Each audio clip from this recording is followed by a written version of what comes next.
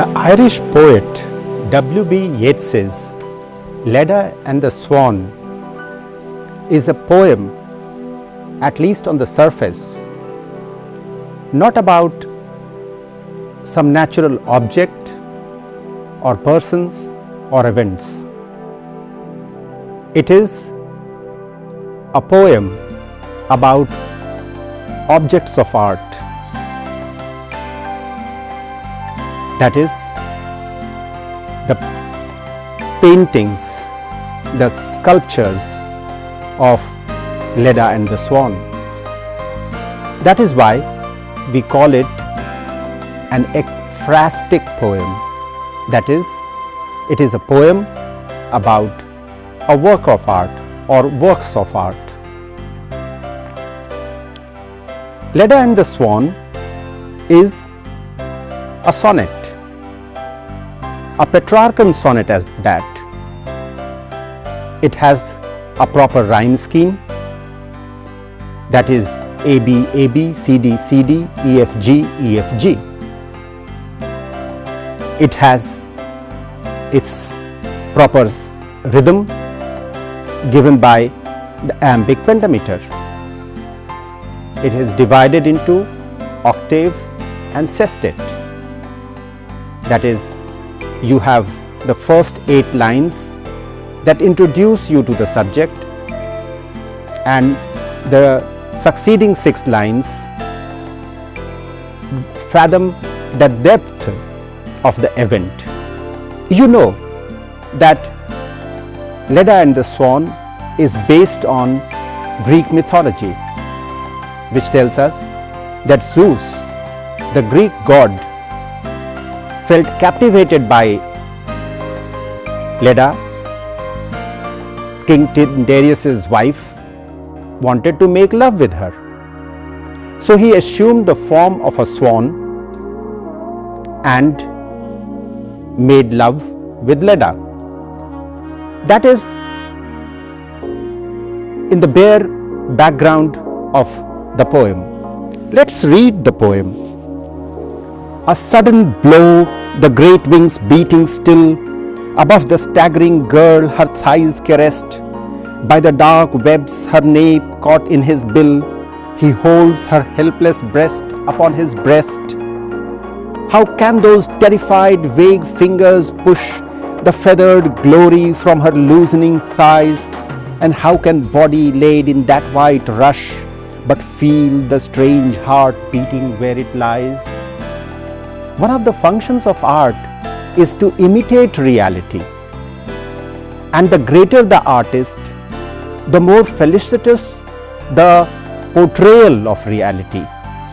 Critics have often thought of the swan not as Zeus himself, but as his mighty member. His long neck has been compared with the penis, and the head with the glans, and his 2 wings with the scrotum. And with this, it is only natural, it is only to be expected that Zeus would rush to the fulfillment of his desire. A sudden blow, the great wings beating still, above the staggering girl, her thighs caressed.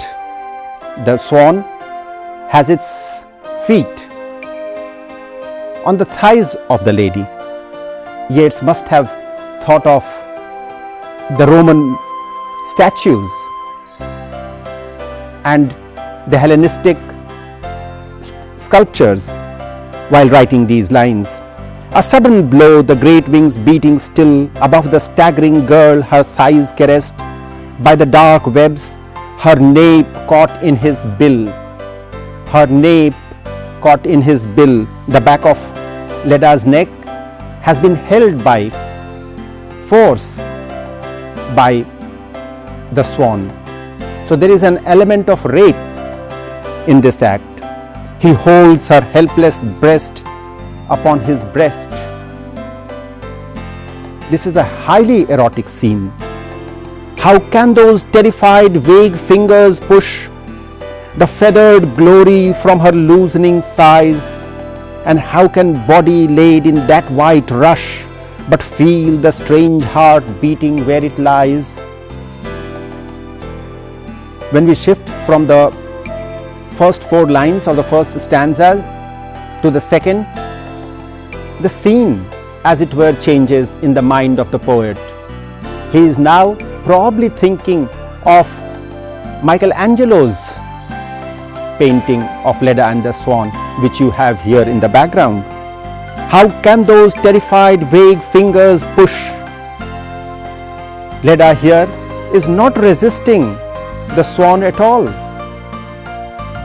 Her fingers suggest that she is enjoying the entire event. She is entirely possessed by the swan, and she is drawing full satisfaction out of the congress. How can those terrified vague fingers push? The fingers suggest both fear and joy. The feathered glory from her loosening thighs, and her thighs. In the first stanza you had the suggestion of holding the neck of Leda, a suggestion of rape. Now it's no longer rape, it's a willing concourse that Swan is having with Leda. How can those terrified vague fingers push the feathered glory from her loosening thighs? And her thighs have begun to become loose, which is a sign of agreement, which is a sign of joint pleasure. And how can body laid in that white rush but feel the strange heart beating where it lies? And the swan has put his heart upon the heart of Leda, and there the octave ends and the sestet begins. A shudder in the loins engenders there the broken wall, the burning roof and tower, and Agamemnon dead. This is a slightly complicated section of the poem. On the one hand, you have the consummation of the congress in the act of orgasm, which is suggested by a shudder in the loins, engenders there the broken wall. It is as it were the rupture of the hymen that this suggests. But the poet seems to forget that Leda was a married lady. She was wife of Tyndareus. However, poets don't adhere to facts. Facts don't mean much to them. They live in the mind. In certain respects, they are true to the world in which we live. In other respects, they deliberately neglect the world in which they live. A shudder in the loins engenders there the broken wall, the burning roof and tower, and Agamemnon dead. Why is this reference to Agamemnon? Agamemnon was the husband of Clytemnestra. Clytemnestra, as you know, was the daughter of Leda. Her sister Helen had been seduced and taken away, abducted by Paris, which became the cause of the Trojan War. Agamemnon, Menelaus's brother, Helen's brother-in-law, had led the army to Troy to recover his sister-in-law, that is Helen. And in order to propitiate the god of the winds, he had sacrificed his daughter for the god, which had angered Clytemnestra. And Clytemnestra, during the absence of her husband, that is Agamemnon, fell in love with Aegisthus, and Clytemnestra and Aegisthus planned the murder of Agamemnon. And Agamemnon, when he returned after his victory in Troy, was murdered in the bathtub of his own palace. That is what Agamemnon dead refers to. A shudder in the loins engenders there the broken wall, the burning roof and tower, and Agamemnon dead. The burning roof and tower suggests, on the one hand, the bodily experience of Leda, on the other, the burning tower and roof of Troy. And then there is an intermezzo. Being so caught up. Caught up in what? Caught up in love? Caught up in war? Virgil had sung about arms and men. That is, love and war are two sides of the same coin. You cannot have one without the other. The beautiful and the ugly go hand in hand. Being so caught up, so mastered by the brute blood of the air, did she put on his knowledge with his power before the indifferent bee could let her drop? In the octave, Yeats described the mere act of love, the passion that goes with love. In the sestet, he goes ahead to fathom its meaning. What does love mean? Being so caught up, so mastered by the brute blood of the air, did she put on his knowledge with his power? Did she put on his knowledge with his power before the indifferent bee could let her drop? After the act of sex, after the congress, after the coitus, after the orgasm, the swans appeared to have lost interest in Leda. And did Leda acquire the thoughts of the god? Because after all, what did this act of coitus, this act of love-making result in? It resulted in war. Leda and the Swan was written at the request of a journalist of a political magazine. And as you would know, that Yeats was immensely interested in politics. He was for a time a member of the Senate as well. He was responsible for the movement that led to the founding of the Abbey Theatre, along with Lady Gregory and others. But what does it refer to? How is Leda and the Swan not just an ecphrastic poem, or in a way it could be superficially only an ecphrastic poem? In its depth, it can be a political poem. He hasn't mentioned Helen in this poem, but we know that Agamemnon's sister-in-law was Helen, for whom the Trojan War was fought, which was led by Agamemnon. So Helen is somewhere hidden in this poem. In No Second Troy, he had celebrated Helen. In other poems also, in among school children, for instance, he talks about the Ledaean person. So Helen is there. Who does Helen represent? Helen stands for, most certainly, Maud Gonne. Yeats had met Maud Gonne in 1898, and the year after, in 1889, I suppose, and a few years from that point of time, Yeats proposed Maud Gonne's hand in marriage. That is what in 1899. He repeated it in the next year, 1900, and again in 1901. But Maud Gonne went on and married Major John McBride.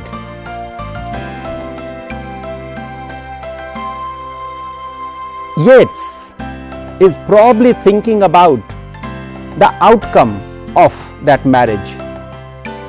Maud Gonne's marriage with McBride did not last.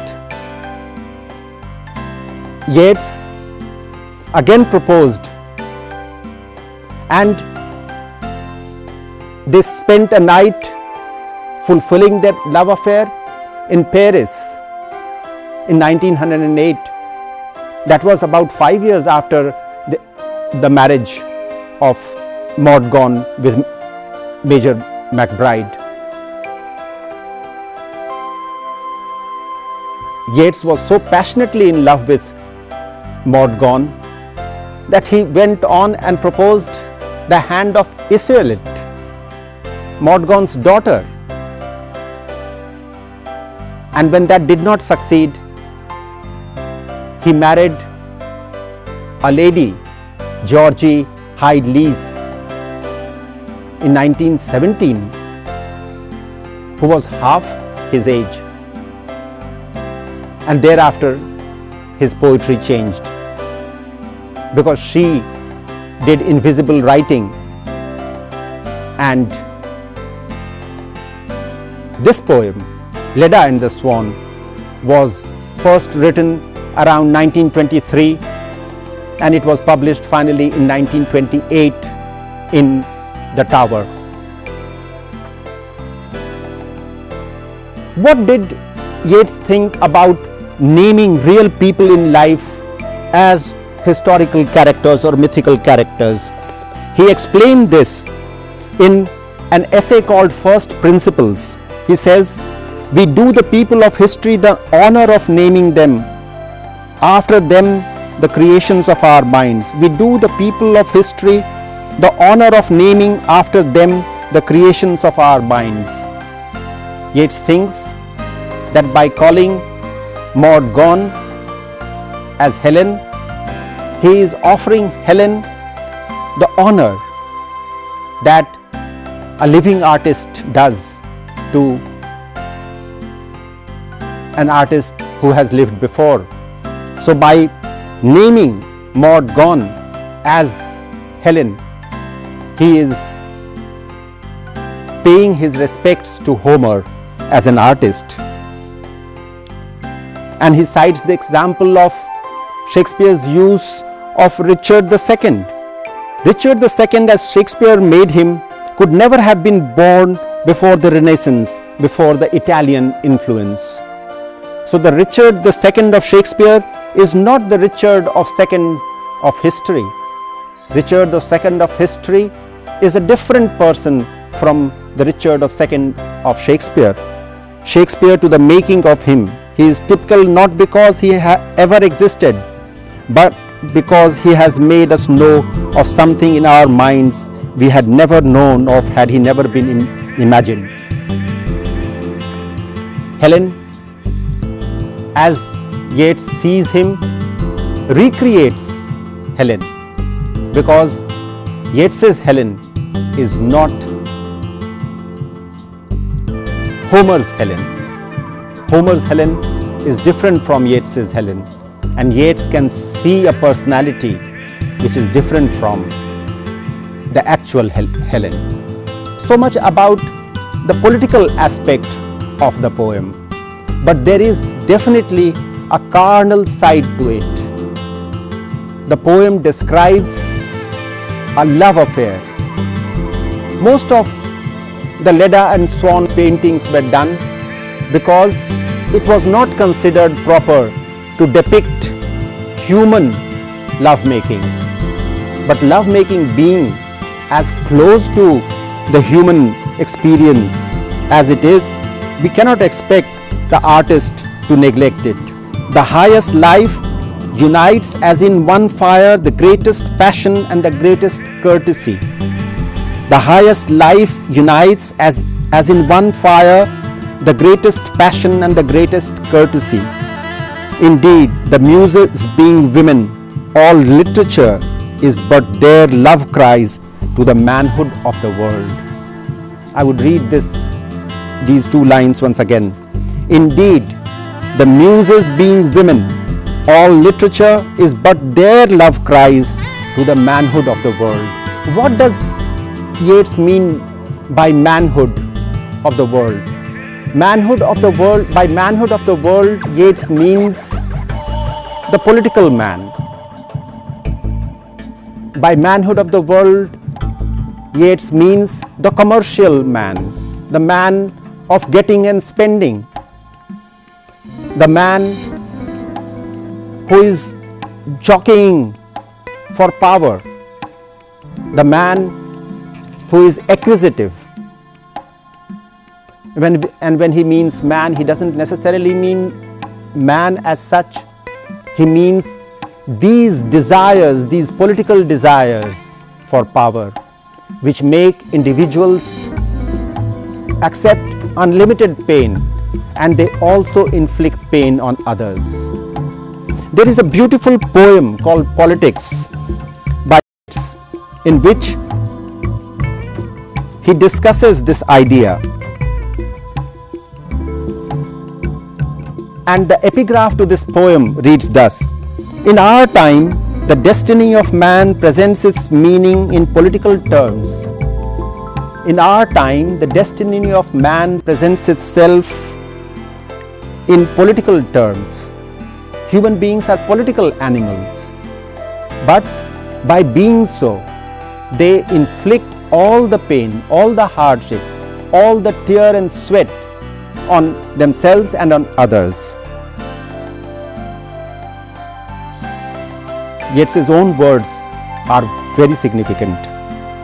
How can I, that girl standing there, my attention fix on Roman or on Russian or on Spanish politics? How can I, that girl standing there, my attention fix on Roman or on Russian or on Spanish politics? Yet here's a travelled man that knows what he talks about, and there's a politician that has read and thought, and maybe what they say is true of war and war's alarms. But oh, that I were young again and held her in my arm. He is thinking of the girl, and he feels that he is old. He cannot hold that girl in his arm anymore. And this is what he desires. That is the natural man. Yeats thinks that when we act according to nature, we are happy. The result, the reward is happiness. But when we act against nature, as Morgan was doing, as Constance Markievicz was doing, when people play politics, then they bring suffering to themselves and to others. Listen to these lines from In Memory of Eva Gore Booth and Con Markievicz. These sisters took part in the Irish independence movements, and Yeats was one of their best friends. They lived in a country house at Lissadell. Yeats writes, "Dear shadows, now you know it all the folly of a fight. Dear shadows, now you know it all the folly of a fight. With a common wrong or right, the innocent and the beautiful have no enemy but time.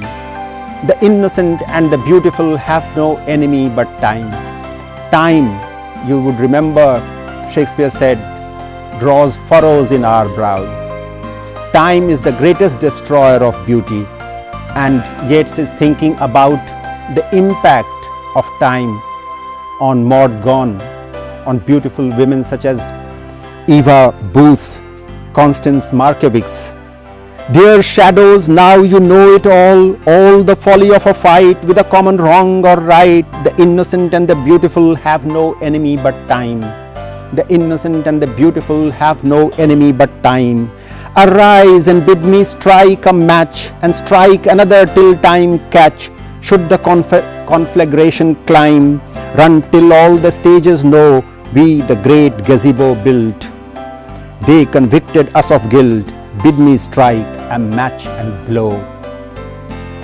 Fire in Yeats's poems represents something that purifies. Time destroys, but time also purifies. It does away with all the ugliness, all the meanness, all the cowardice, and creates a new personality that is pure and perfect and a thing of art. And that is what Yeats does in this poem, Leda and the Swan. Yeats's Leda and the Swan is a poem, the charms of which no lover of art can ever resist. Thank you.